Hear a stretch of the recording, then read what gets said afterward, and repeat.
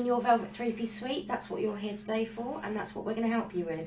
So, Pierre, welcome to today's show. Back again, yes.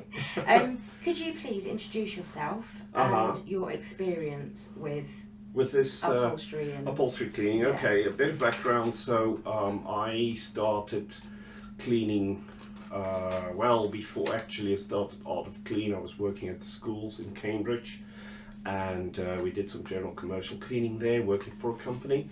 And then from there I worked as a window cleaner for a few years, and I sold window cleaning, and I started carpet cleaning, and I started doing it by following training. I got involved with a company that helped me to transition from the window cleaning side to the carpet cleaning side, and I started with doing my training first, and then I started Art of Clean, going out cleaning carpets and so on, and very soon the service was also including upholstery cleaning.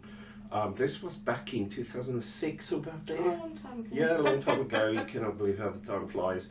Of course, carpet and upholstery cleaning usually go hand in hand, and that's why your training encompasses both cleaning carpets and upholstery. And although upholstery cleaning is a separate course, or there's several different courses, and I started the process training to better understand cleaning, specialist stain removal techniques for both carpets and upholstery, and I qualified in the end probably about 6 years, maybe 8 years later, as a master textile cleaner with the Institute of Inspection Cleaning Restoration, which is an organization in America that looks after the training standards. You become a registrant of theirs, and then you qualify as a master textile cleaner when you've completed a certain amount of time and got a certain amount of training. Oh, that's good. So you're well trained? Yes, some say that, yes. Good. Well, that's what we want, because we want you to help us today. So can you share an example of a similar situation where you've removed a tough stain from velvet? Velvet. We are talking about velvet today. Now, before we go into removing specific stains on velvet, Yeah. I would like to just quickly take a moment to talk about velvet as such, and to clear up some misconceptions about velvet as well. The first thing that is very important to realize, Tracy, is that velvet is the nature and the feel of the fabric, but it is not necessarily the type of fabric. People look at velvet and think velvet is velvet. Velvet is not necessarily velvet, it's just the way in which the fabric has been finished. So that means that soft touch to the velvet is one thing that makes it velvet, but the actual fiber itself can be a different type of fiber every time. So you can have a synthetic velvet, or you can have a cotton velvet. So you can get all different types. Not just velvet? No. Okay, well that's the first thing we've learned today. So velvet is the term used for that soft feel and that pile that stands up to velvet. In a moment, over at my lovely workbench, I can show you what that looks like. But it's very important to realize there's a difference between the two, because the two will then indicate what way you can go ahead and clean that safely. Okay. So, you know, if it comes to cleaning something yourself, putting it in the washing machine, although I would say take great care, and there's great risk removing covers from sofas and putting in the washing machine, because they do shrink and it's very hard to put them back onto the cushions. But if you are sure what you do and you're happy with the risk, then you can look at the type of fiber you're dealing with. Is it a synthetic velvet? If it is so, and you test one small cushion, you can then go ahead and wet clean it. Cotton velvet, on the other hand, though, can be wet cleaned, but it is much more challenging to get a very good outcome. Oh, that's good. I personally would have thought that you don't clean velvet.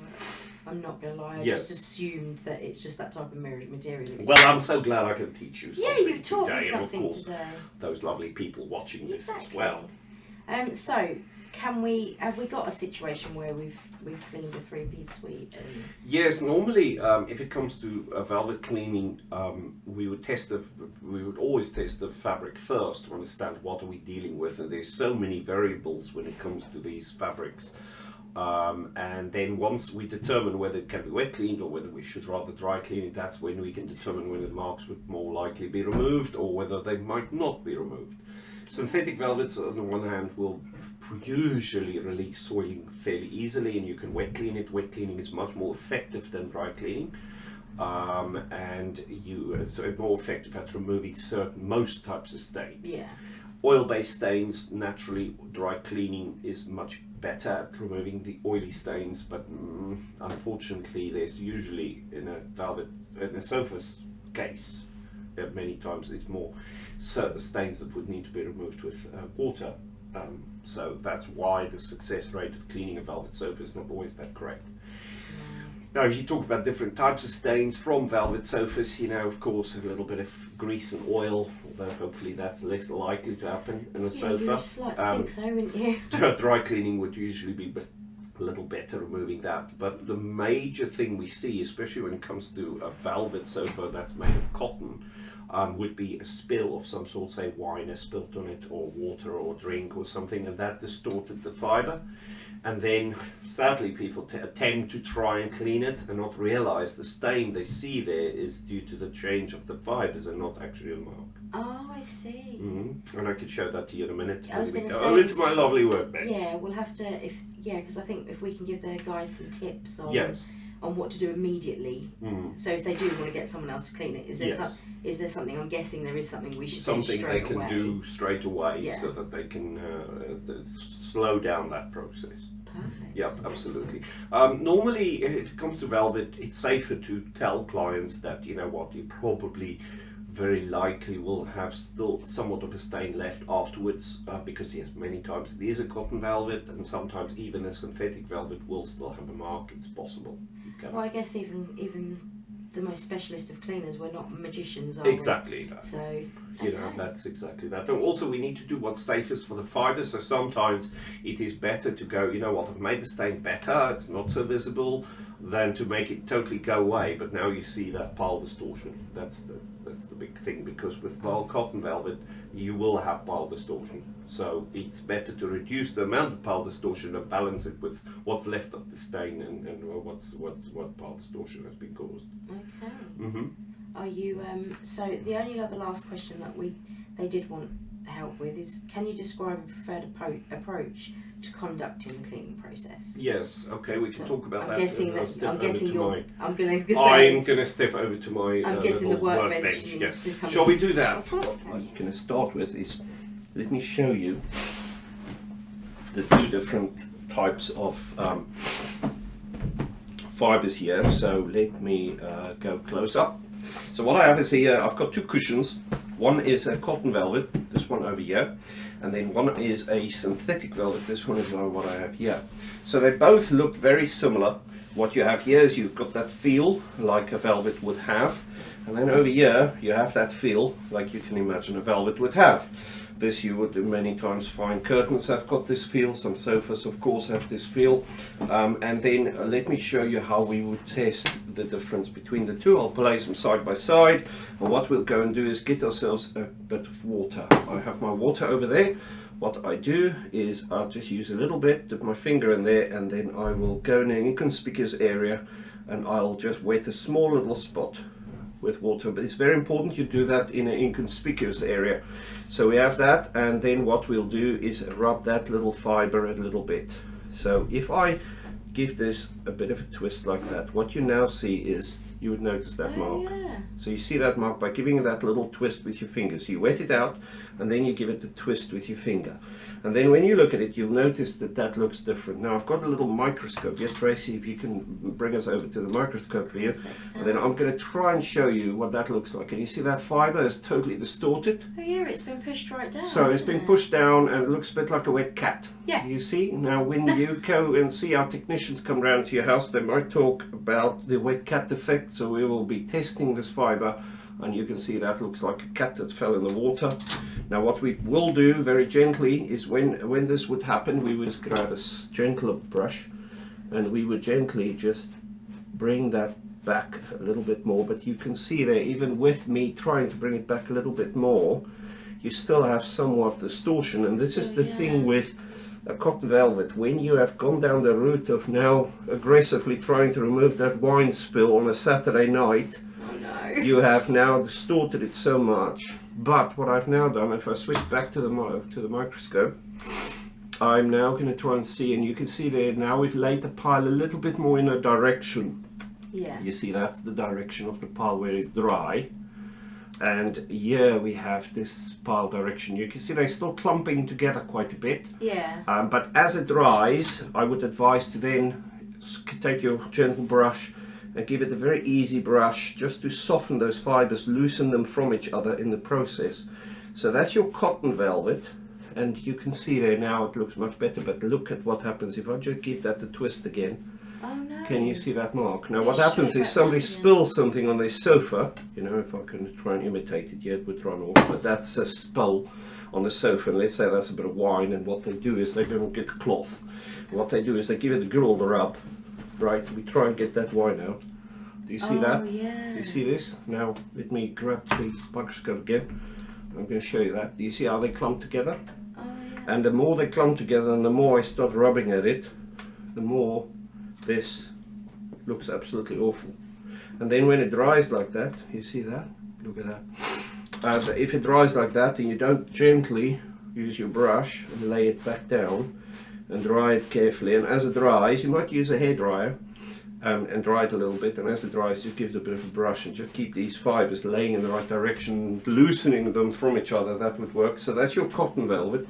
Place it over there. Then I'll bring you our synthetic velvet. Now unfortunately, because it's so dark, I cannot show you the microscope, because the microscope actually just makes it black and you can't see anything. But if you look closely, I'm going to see if I can push this camera down as close as possible. As close as possible. So what we have here is, it's also synthetic fiber, but what I'll do is I will bring my little wet finger over here, a little bit of water, and I'll bring it onto the pile and I'll give it a bit of a rub.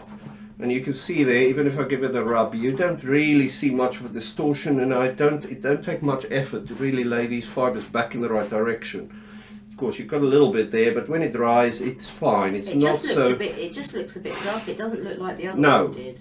It definitely doesn't look that bad. So when I rub this, you can see there, it dries, and a little bit of a brush and it's fine. So it's much more robust. And this is a synthetic velvet, whereas I'll keep the camera close and I'll bring you this one. You can see there, that is just awful. You see those marks, and you just need to rub it a little bit like that and look at that distortion. If it comes to how would we go about dealing with that unfortunate Saturday evening, lovely evening with friends, and now that wine spilt onto my cotton velvet, and what do I do now? First is, let's go back in time. We've ordered this lovely cotton velvet, light pastel pink sofa. Beautiful. Sits so well with the wallpaper at the back. The curtains match it. It's absolutely delightful. Fluffy carpet. Imagine the scene. Fire's on. Friends around. Nice big glass of lovely wine. And of course it's a red wine, isn't it? Always. And then this wine goes tips over it's always red. on this lovely pastel pink 3-week-old sofa. And you know, that's a little mark that I've shown you earlier. Yeah. And then what we do is we run for the towel, because we heard about, let's dab it. And if we switch over to this little close-up, and then we can just imagine this is the sort of mark, and we start by going, oh yes, they said about dabbing, and I'm dabbing, but nothing much happens, and I revert to a little bit of rubbing, and rubbing doesn't work, so I rub a little bit more. And then eventually I'm giving it a little bit more, and now I've distorted it so much that what happens is that fibre sort of entangled into each other, and now dries that way, and then permanently that mark will now remain. So what I would advise is, in an event, let's turn this the other way around and you give us a close-up there. I'm going to bring this camera up a little bit. So in the event that that Saturday evening is happening and we have that wine spill, we go, goodness me, what now? So what I'll do is I'll dab it gently, and I'll try and just remove what I can, and I'll stop there. Now again, I took us back in time earlier, but I want to take us now back in time further to that day that you ordered the sofa, and I would advise you then to say, let's get some protective coating applied, like a Scotch Guard. I was going to say we'll protect you. So usually on cotton velvet we would advise a synthetic solvent-based protector, because that gives you a little bit of moisture resistance, better so than the water-based version. then I would get that applied thoroughly, and I will get it reapplied every time there's cleaning been done, to protect that as best we can. Because when you have a spill like this happen on that sofa, you would then be able to use the dabbing method as I've shown you. If I do this dabbing method would be a little bit more effective if you do it this way, when it's a synthetic, when it's protected, because it beads up a little bit more to the surface. It's not guaranteed, but it's better. Dab it, and then what you'll left with is best to just simply leave for the professional cleaner to deal with. And if it comes to, goodness me, who's my professional cleaner? Somebody up in Edinburgh might be watching this video, and you think, heck, what do? I cannot call the Art of Clean. The best is head over to National Carpet Cleaners Association. Their members, like we are trained and insured, attend regular training, so that then somebody local to you can help you. There's a map where you can find somebody local to you. It's very helpful.